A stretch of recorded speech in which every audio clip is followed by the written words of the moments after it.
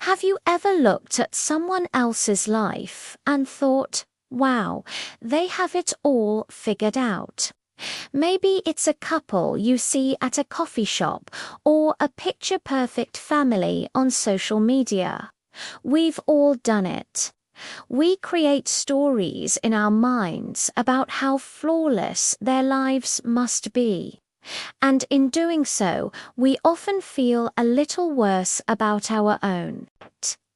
Today, we're diving into a story that peels back the curtain on this very human habit. A story about a woman who got lost in someone else's life, only to find her own. This is the story of the girl on the train. Imagine Rachel. She used to be a successful woman in London with a happy marriage and a promising career. But now, all of that is gone. Her life has crumbled. Yet, every single morning, she gets on the same commuter train she used to take to her old job. It's a performance, a way to keep up appearances for her roommate, and maybe for herself. This train ride is her daily ritual of pretending everything is okay. From her window seat, the world blurs by houses, gardens, and fleeting glimpses of other people's lives. But her eyes always fixate on one particular house. In it lives a couple she's nicknamed Jess and Jason. From her moving vantage point, they are perfect. She sees them laughing on their terrace, sharing a morning coffee, embodying the love and stability she desperately misses. Watching them becomes her small, daily escape from the wreckage of her own reality. They are her fantasy, a perfect story she tells herself to get through the day. But fantasies are fragile things. One morning, the picture shatters. As the train slows, Rachel sees Jess on the balcony, but she's not with Jason. She's kissing another man. The image is jarring, a crack in the perfect facade Rachel had built. A knot of confusion and betrayal tightens in her stomach. The next day, the news breaks. The woman from the balcony, whose real name is Megan, is missing. Suddenly, Rachel is pulled from her role as a passive observer into a real-life mystery. The woman she idolized from afar is now a headline, a missing person. Rachel is shocked, but she also feels a strange sense of responsibility. She saw something that might be important. Plagued by her own demons, a painful divorce, joblessness, and a struggle with alcohol that leaves her with blackouts and fragmented memories, she decides she has to act. She takes her fragmented memory to the police. But they see what everyone else sees, an unreliable witness, a heartbroken woman who drinks too much. They dismiss her as just the girl on the train, someone whose testimony is clouded by her own personal chaos. To them, she's not a credible source. She's a nuisance. This rejection is a painful reflection of how she feels about herself, broken, untrustworthy, and lost. But Rachel can't let it go. That image of the kiss, the disappearance of Megan, haunts her. Deep down, a flicker of her old self, the competent and clear-headed Rachel, begins to stir. She realizes that ignoring what she saw would be just another form of running away, another way to pretend. This time, she knows she has to face the truth, not just about Megan, but about her own life, her own memories, and her own role in her downfall. As Rachel starts her own clumsy investigation, she begins to uncover the hidden truths behind Megan's perfect life. She learns that the smiling woman from the balcony was also drowning in secrets, haunted by her past, and trapped in a life that was far from idyllic.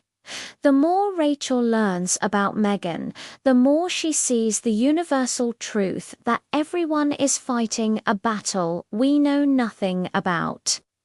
The perfect couple was a fantasy, not just for Rachel, but perhaps for Megan too.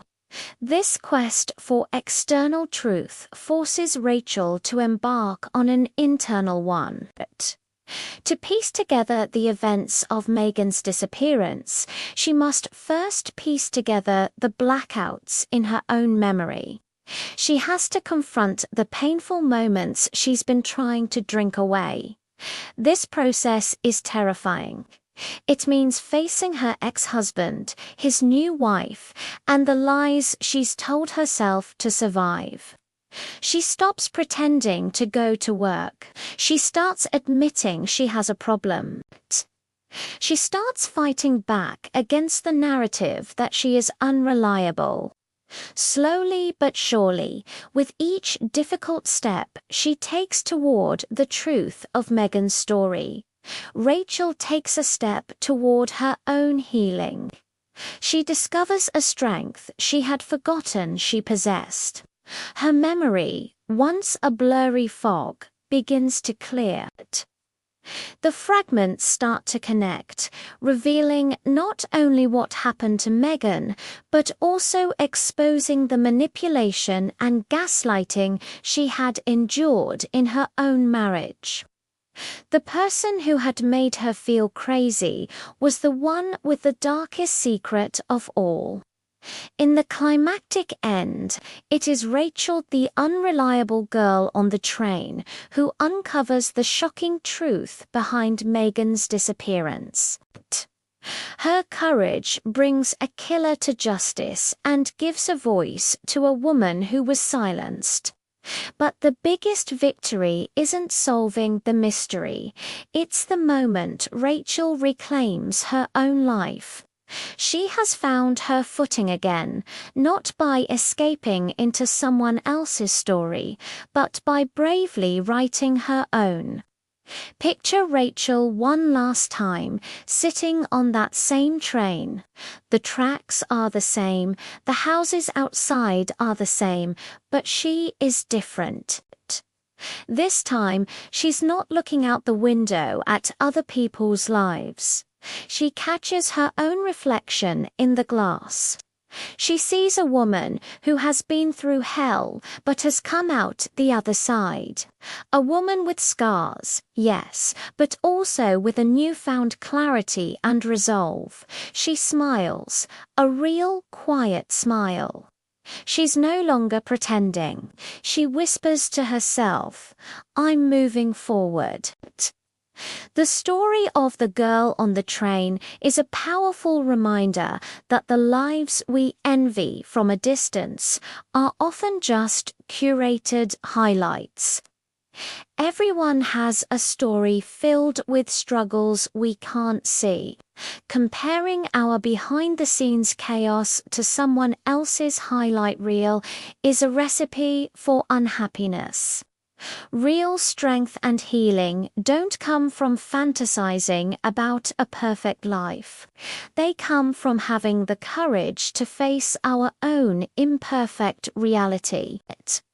It's about being honest with ourselves, forgiving our past mistakes, and taking those small, steady steps toward becoming whole again. So next time you find yourself looking at someone else's life with envy, remember Rachel, choose to look at your own reflection instead. Choose honesty. Choose to face your reality one day at a time. Because every day you choose to live truthfully is a step toward finding your own peace and your own purpose. Thank you so much for watching. If this story resonated with you, please give this video a thumbs up and subscribe to the channel for more content that explores the deeper side of life. We'd love to have you as part of our community. See you in the next video.